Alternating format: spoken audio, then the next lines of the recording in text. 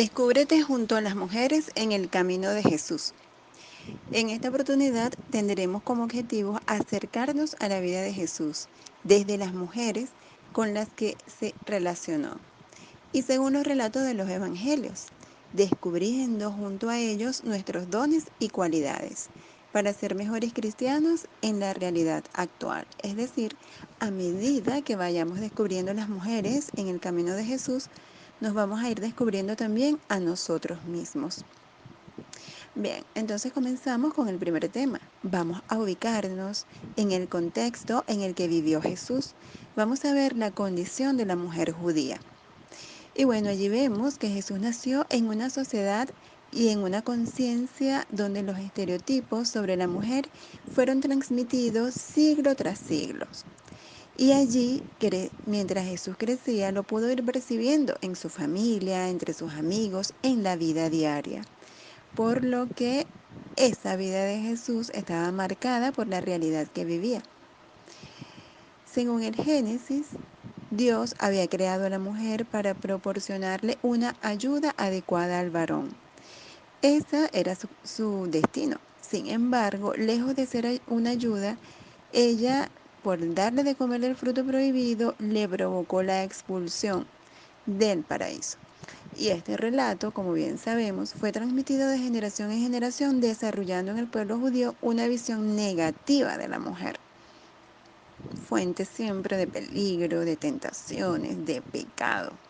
Y eso no solamente fue en el tiempo de Jesús, sino que muchos años en la iglesia duró también esa visión.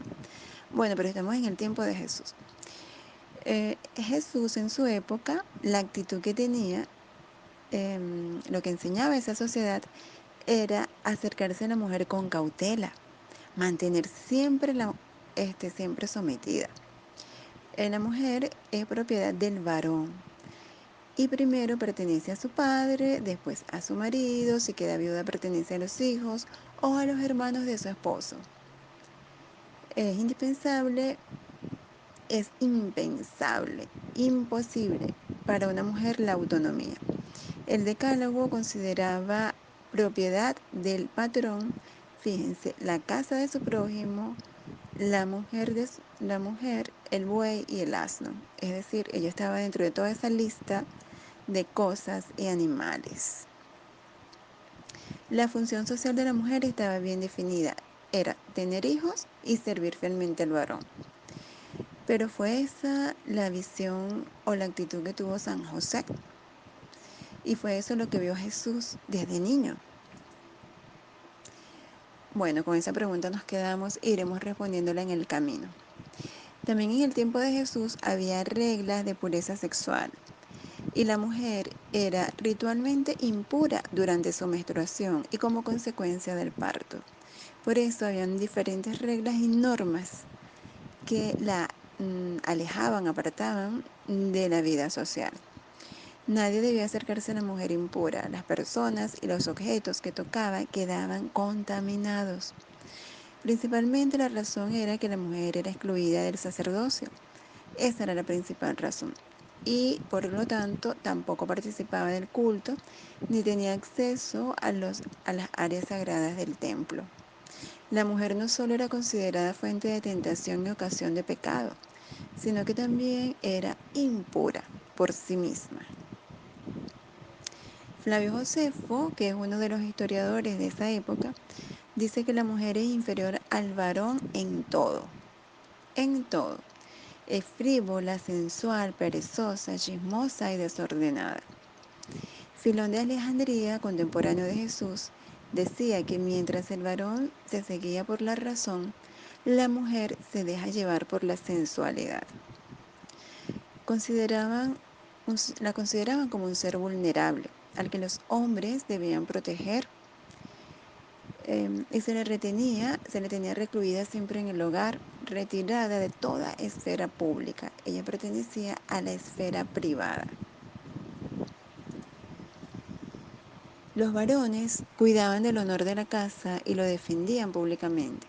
Las mujeres tenían que cuidar primero su propia reputación y luego la actuación honesta dentro de su casa. Allí se ve pues todo el contraste de lo público y lo privado. Luego, toda la condición de vida transcurría al servicio de su marido. Lo llamaba mi señor. Sus deberes eran siempre los mismos. Tenía que moler el maíz, hacer el pan, cocinar, tejer, hilar, lavar el rostro, las manos y los pies de su esposo. Naturalmente, satisfacerlo sexualmente y darle muchos hijos, sobre todo varones. La influencia de la mujer era grande dentro de la familia. Ella cuidaba del clima familiar y religioso de la casa, además de todo lo que tenía que hacer. No podía alejarse de la casa sin ir acompañada por un varón y siempre tenía que ocultar su rostro con un velo.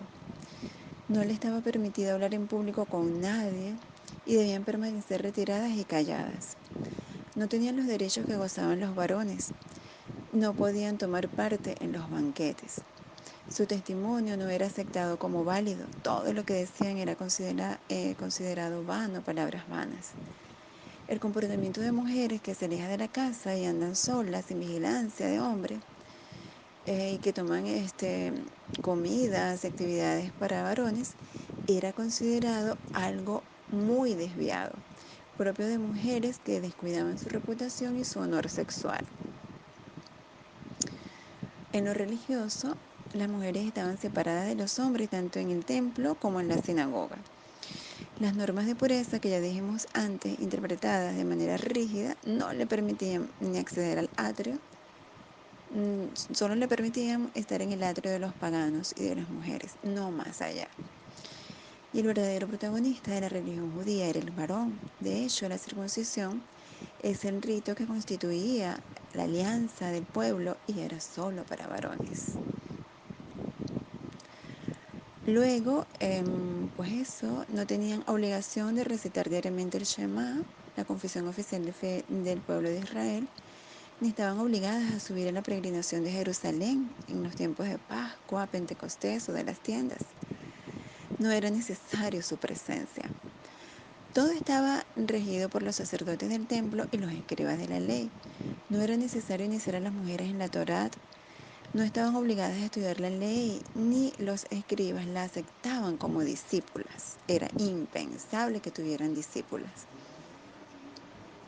Algunos rabinos decían: quien enseña a una mujer la Torá le enseña el libertinaje, pues hará mal uso de todo lo que ha aprendido. Antes sean quemadas las palabras de la Torá que confiadas a una mujer. Y otro recitaba: bendito sea Señor, porque no me has hecho pagano, ni me has hecho mujer, ni ignorante. Las mujeres judías constituían un sector profundamente marginado en la sociedad judía. Las mujeres judías eran, al final, vulnerables y marginadas, sin verdadera autonomía, siervas de su propio esposo, recluidas en el interior de la casa, sospechosas de impureza ritual, discriminadas religiosamente y jurídicamente. Pues esto es la realidad a grandes rasgos que tenemos de las mujeres en el tiempo de Jesús. Y nos seguimos preguntando: ¿qué experimentó Jesús de Nazaret en su hogar? ¿Qué le llevó a sentir y a pensar diferente? Y allí vemos a su madre llena de gracia y a su padre un hombre justo. Ambos le enseñarían una manera distinta de ser y de relacionarse con las mujeres. Lo seguiremos viendo más adelante.